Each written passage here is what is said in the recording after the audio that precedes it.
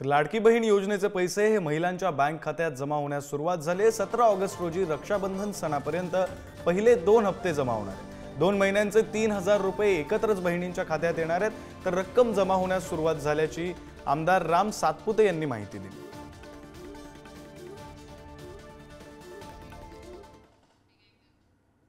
दरम्यान काही महिलांच्या खात्यात पैसे जमा होण्यास सुरुवात झाले। अनेक महिलांच्या अकाउंटमध्ये 2 हप्ते जमा देखील झालेत।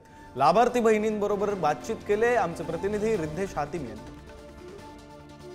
महाराष्ट्र शासनाकडून मुख्यमंत्री लाडकी बहीण योजना ही राबवण्यात आली आणि त्यानंतर राज्यभरातून अनेक महिलांनी त्याचा फॉर्म देखील भरला आणि आता रक्षाबंधन आधी त्या लाभार्थ्यांना त्यांचे पैसे देखील मिळणार होते। मात्र आजच्या दिवसामध्ये अनेक लाभार्थ्यांना त्याचे पैसे मिळाले। त्यातला एक लाभार्थी देखील आपल्यासोबत आहे।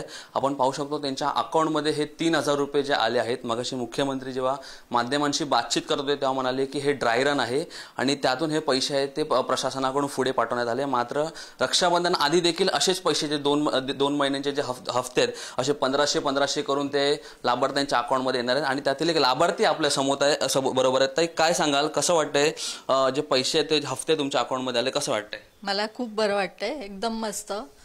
पहिल्यांदाच बघितले अकाउंट मध्ये 4 वाजता मेसेज आला तेव्हा मला म्हणजे एकदम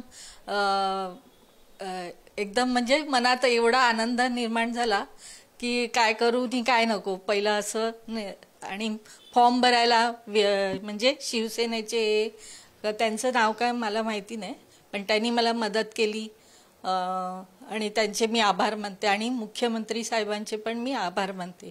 रक्षाबंधनच्या आधी पैसे मला आले ह्याचं मी खूप त्यांचं मनापासून धन्यवाद।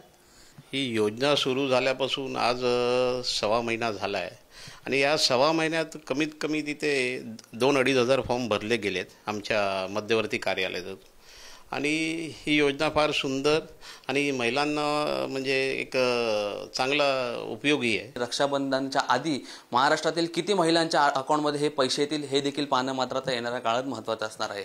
कॅमेरा पर्सन कुणाल तांबेसह मी रिद्धेश हातिम, पुढारी न्यूज, मुंबई।